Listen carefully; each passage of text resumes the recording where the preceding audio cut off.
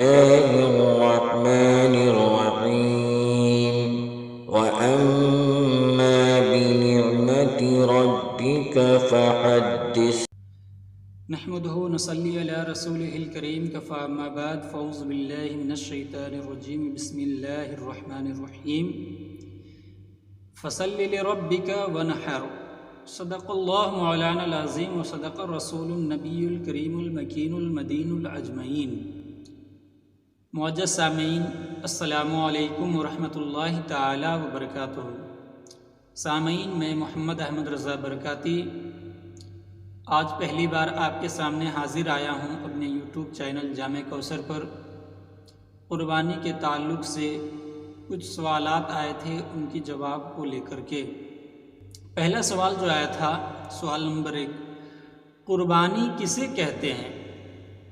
الجواب، مخصوص جانور کو مخصوص دن میں اللہ پاک کی بارگاہ میں قرب حاصل کرنے کے لیے یا نیکی کے نیت سے ذبح کرنا قربانی کہلاتا ہے. سوال نمبر 2، قربانی کا شرعی حکم کیا ہے؟ جواب، قربانی کبھی واجب ہوتی ہے اور کبھی صرف سنت و نفل ہوتی ہے. سوال نمبر 3، قربانی کس پر واجب ہوتی ہے؟ جواب، ہر مسلمان مرد و عورت جو بالغ ہو، مقیم ہو یعنی مسافر نہ ہو، مالک نصاب ہو اور آزاد ہو تو اس پر قربانی واجب ہوتی ہے. معزز سامعین، اس سے یہ معلوم ہوا کہ قربانی اس پر واجب ہوتی ہے جس کے اندر درج ذیل 5 شرائطیں پائی جائے.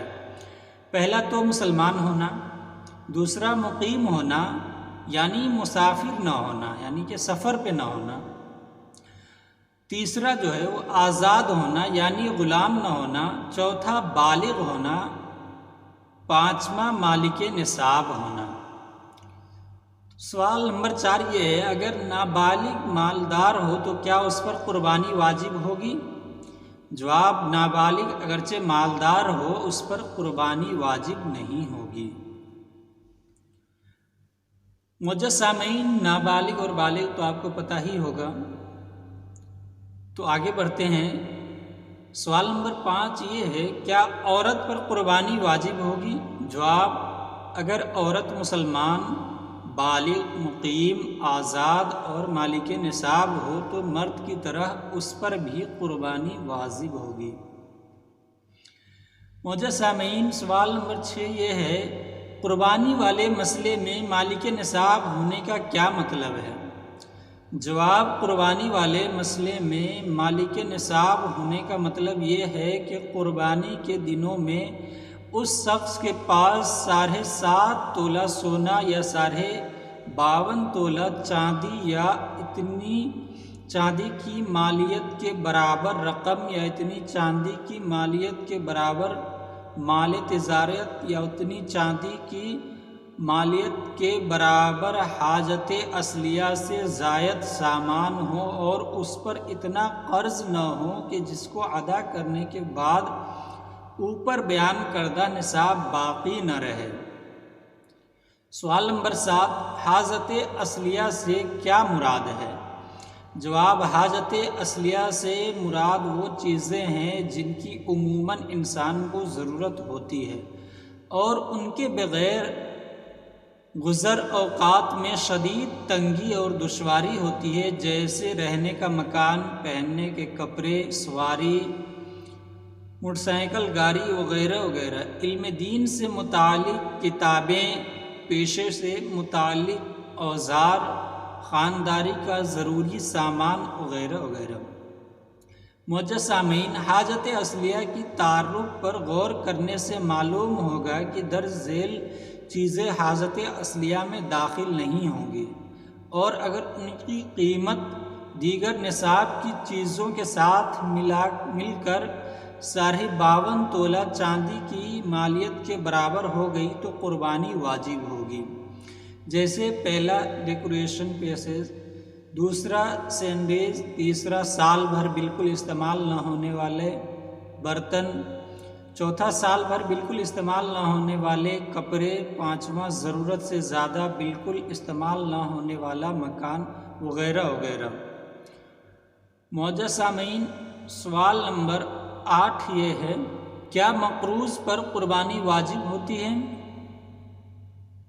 جواب، اگر مقروض یعنی جس کے ذمے لوگوں کا قرض ہو، اس کے پاس موجودہ کل نصاب میں سے قرض کو نکال کر اتنا مال باقی بچے جو 52.5 تولہ چاندی کی مالیت کے برابر ہو تو قربانی واجب ہوگی، اور اگر قرض کو نکالنے کے بعد اتنا مال باقی نہ بچے تو قربانی واجب نہ ہوگی۔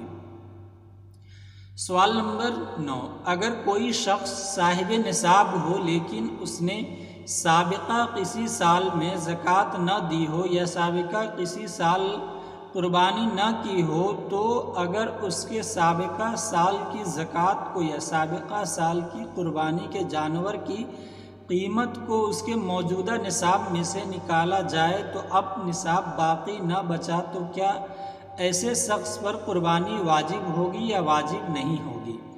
جواب، ایسے شخص پر قربانی واجب نہ ہوگی، لہٰذا یہ پہلے سابقہ سال کی زکوٰۃ ادا کرے گا، اور اگر قربانی نہیں کی تھی تو پہلے سابقہ سال کی قربانی کی طرف سے زندہ جانور شرعی فقیر کو صدقہ کرے گا۔ سوال نمبر 10، کیا شرعی مسافر پر قربانی واجب ہوتی ہے؟ جواب، شرعی مسافر پر قربانی واجب نہیں ہوتی۔ معزز سامعین، شرعی مسافر وہ شخص ہے جو 57.5 میل یعنی تقریباً 92 کلومیٹر دور جانے کے ارادے سے اپنے شہر کے حدود سے باہر نکل گیا ہو یا اتنے فاصلے پر کسی جگہ پہنچ کر 15 دن سے کم ٹھہرنے کی نیت کی ہو۔ معزز سامعین،